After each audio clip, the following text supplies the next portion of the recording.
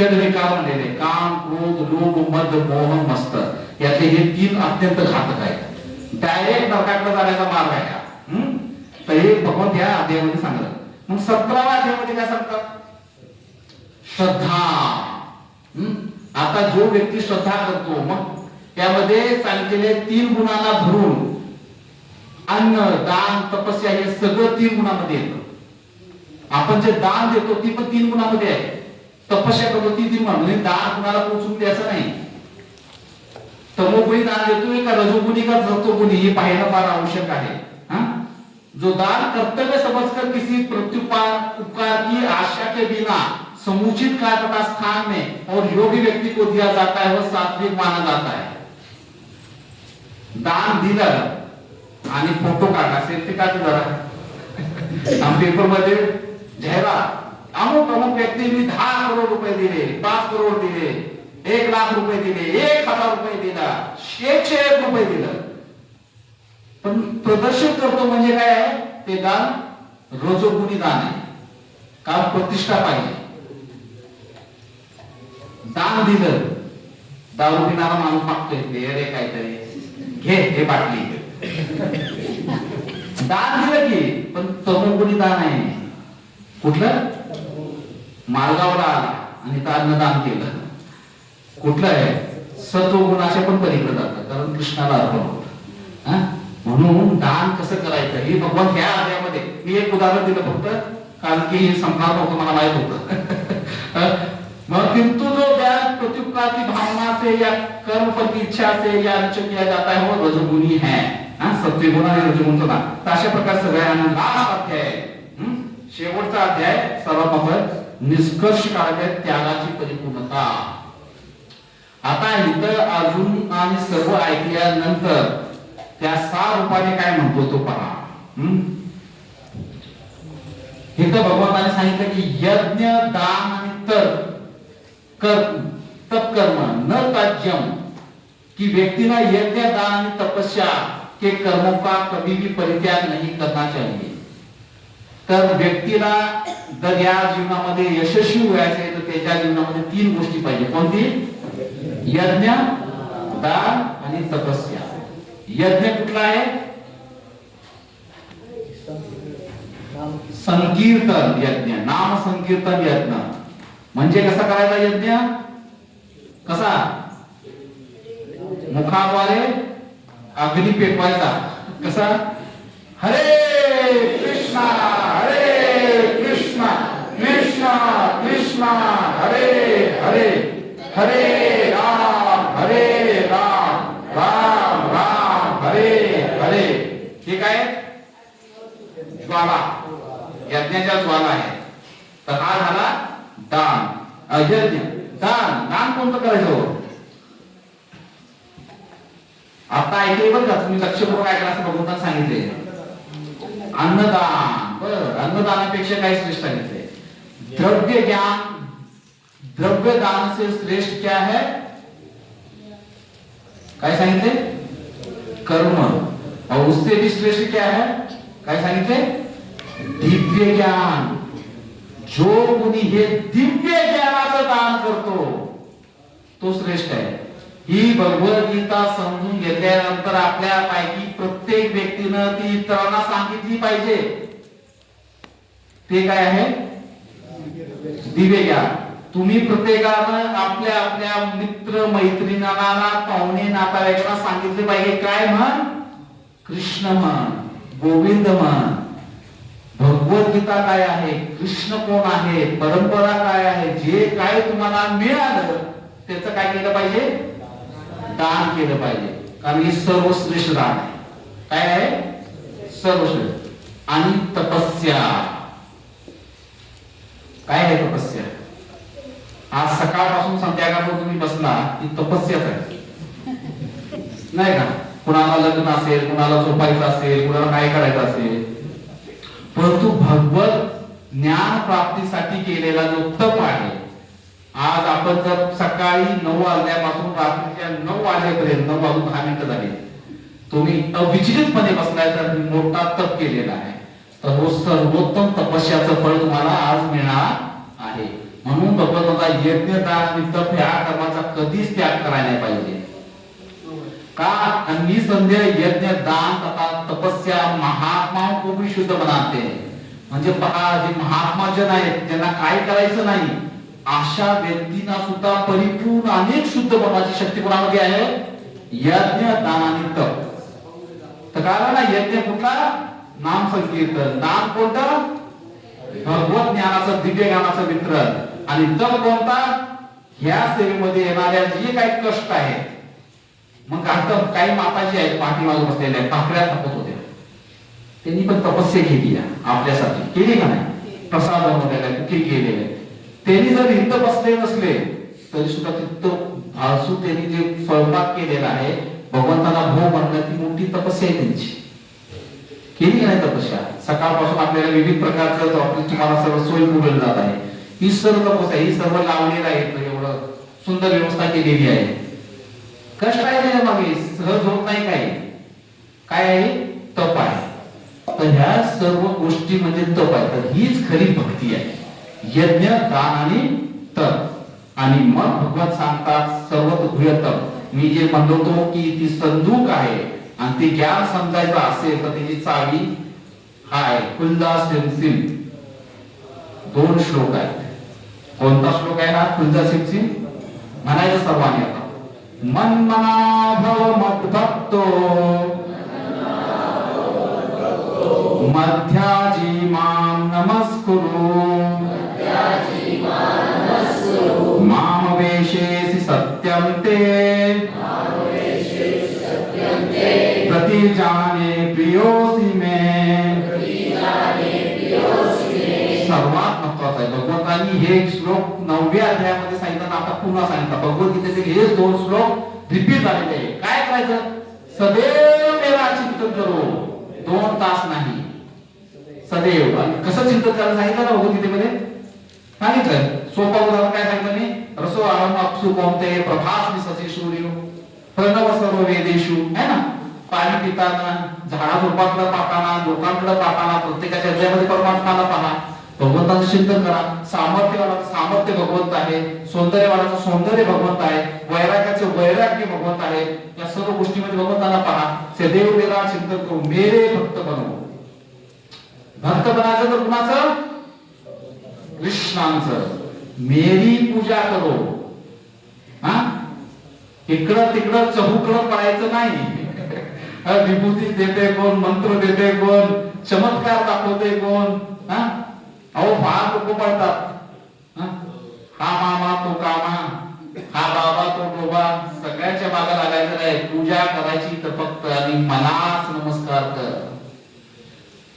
नमस्कार करताना मी काय सांगितली भावना समोरच्या व्यक्तीला त्याच्या हृदयातील परमात्माला पाहायचा प्रयत्न करायचा मग खरा नमस्कार हो इस प्रकार तुम निश्चित रूप से मेरे पास आओगे मैं तुम्हें वचन देता हूं आता काय पाहिजे कोण वचन देते भगवंताचं वचन सामान्य नाही क्योंकि तुम मेरे परम प्रिय मित्र हो आता पुन्हा भगवंताने त्याला आपला सखा म्हणून स्वीकार केला गुरुचं ज्ञान पूर्ण झालेलं होतं भगवंताने काय सांगितलं तू माझा आता परम प्रिय मित्र आहे तर या प्रकारे तू माझं सदैव चिंतन कर आणि दुसरा श्लोक देतात ज्या वेळेला भगवद्गीतेचं ज्ञान संपन्न होतं तो आहे भगवद्गीतेतील साराच्या रूपामध्ये सर्वांनी म्हणायचं सर्वधर्मान परित्यज्य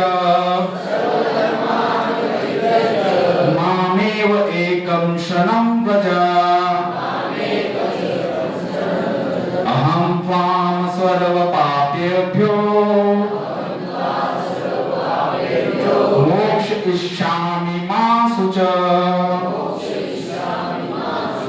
समस्त प्रकार के धर्मों का परित्याग करो और मेरी शरण में आओ मैं समस्त पापों से तुम्हारा उद्धार कर दूंगा डरो मत ऐसा अर्थ काय माहिती का सर्व धर्मान परित्यज्य आता इथं हिंदू मुस्लिम हे धर्म नाही धर्म आहे काय धर्म आहे तो पुत्र धर्म स्त्री धर्म असले धर्म आहेत सगळे कर्तव्य आहेत या सर्वांच्या पलीकडे येऊन मामेव एकम काय म्हणजे फक्त मला शरण यायचे. कुणाला? अहम त्वाम सर्व पापयोग्यो. आता ही पापयोग्यो का म्हणले? अर्जुन म्हणतो की हे भगवंता, माझ्याकडून बलपूर्वक पाप होते की होते ना. भगवान म्हणतात मला शरण आल्यानंतर मी तुझे पाप पण नष्ट करून टाकेन. काय करेन? भगवंतांच्या शुद्ध भक्तीमध्ये एवढी शक्ती आहे. अहो सांगितलं मी जसं सांगतो, भगवंतांचं एक शुद्ध नाव एवढे पाप नष्ट करतो जेवढे पाप आपण करू शकत नाही. किती पाप नष्ट करतो?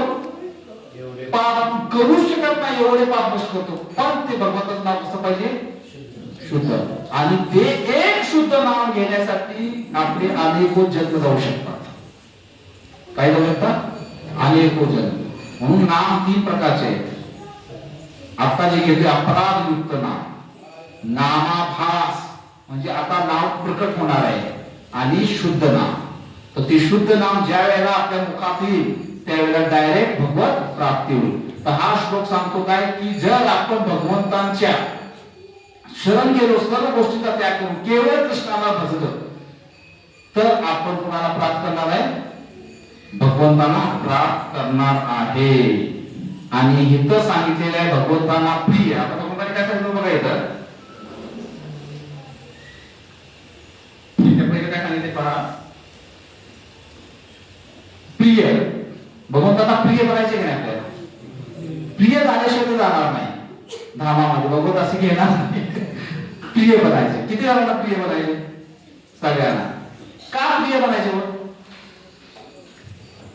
कारण तिथं प्रेमच आहे. भगवत धाम फक्त प्रेमाचं सागर आहे. तिथं बाकी कशाला फरार आहे? द्वेषाला तर अजिबात फरार आहे. भगवत धाम म्हणजे काय आहे? प्रेमाचा सागर, प्रेमधाम आहे. भगवंताचं म्हणून एक नाव आहे प्रेममूर्ती, प्रेमसागर आहे. तर आपल्या हृदयामध्ये प्रेम असल्याशिवाय, भगवंतांना आपल्याबद्दल प्रेम वाटल्याशिवाय, आपण भगवंतांना प्रिय झाल्याशिवाय भगवंत धामात जाऊ शकत नाही. आपल्याकडे योग्यता नाही. आहे का योग्यता? नाही. आपलं हृदय असं कलुषित आहे. आपल्याला ही योग साधना जमणार नाही, सतत भगवंताचं चिंतन जमणार नाही, भगवंताचं सगळं पाहणं जमणार नाही. मान्य करता नाही सगळं नाही शक्य होणार. इथून बाहेर गेले की चिंतन वेगळं चालू होणार. तर त्याचा मग पर्याय सांगितलं बघा. शेवटचा पर्याय ध्यानपूर्वक ऐकायचं. शेवटी बघा भगवंताने काय सांगितले. अगदी शेवटी भगवंतांना प्रिय बनण्याचा सर्वोत्तम मार्ग.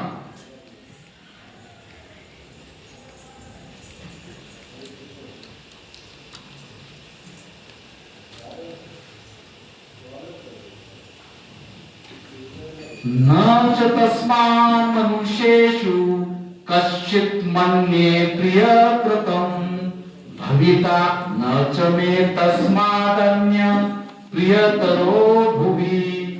इस संसार में उसकी अपेक्षा कोई अन्य सेवक न तो मुझे अधिक प्रिय है और न कभी होगा. कुठला सेवक? जो सेवक इस ज्ञान का प्रचार करता है. जो कोणी हे दिव्य ज्ञान इतरांना सांगतो, त्याच्यासारखा प्रिय व्यक्ती ना मला कोणी होता ना आहे. भविता न च तस्मात् अन्य प्रियतो. ना भविष्यामध्ये कोणी त्याच्यापेक्षा अधिक प्रिय असणार आहे. सर्वोत्तम विधी सांगितला. काय करायचे? काय करायचे? मला जी मिळालं भारत भूमी ते हैल जन्म जा. जन्म सार्थक करी कर कर पर उपकार. म्हणजे जन्म सार्थक करायचा आणि इतरांना पण ती द्यायचं. आणि म्हणून सर्वोत्तम विधी आहे भगवत गीताचा प्रचार आणि भगवत गीता इतरांना वाटणे. लग्न असू द्या, वाढदिवस असू द्या, सर्वोत्तम भेट म्हणून काय दिले पाहिजे आपण? भगवत गीता द्या. सर्वोत्तम त्या व्यक्तीचं कल्याण होणार आज ना उद्या. म्हणून अर्जुन शेवटी निष्कर्ष देतो. काय म्हणतो अर्जुन? लास्टला नष्ट मोह स्मृती लब्धा तव प्रसादान अच्युतम सितो अनिगत संदेह करीशे वचन तव. भगवंतांनी सांगितलं होतं की अर्जुनाने तुला ज्ञान सांगितलं, आता तुला जे करायचे ते कर. आणि भगवंतांना अर्जुन म्हणतो की हे भगवान, हे कृष्ण, हे अच्युत, अब मेरा मोहन दूर हो गया. आपके अनुग्रह से मुझे मेरी स्मरण शक्ति वापस मिल गई. अब मैं संशय रहित तथा दृढ़ हूँ और आपके आदेश अनुसार कर्म करने के लिए तैयार हूं, उद्यत हूं. आता अर्जुनानं आपला गांधी भक्कमपणे पकडला. आता तुम्ही सांगा कृष्ण काय करायचे मला. मला माहिती की प्रत्येक गाण्यावर तुम्ही नाव लिहिलेले म्हणा.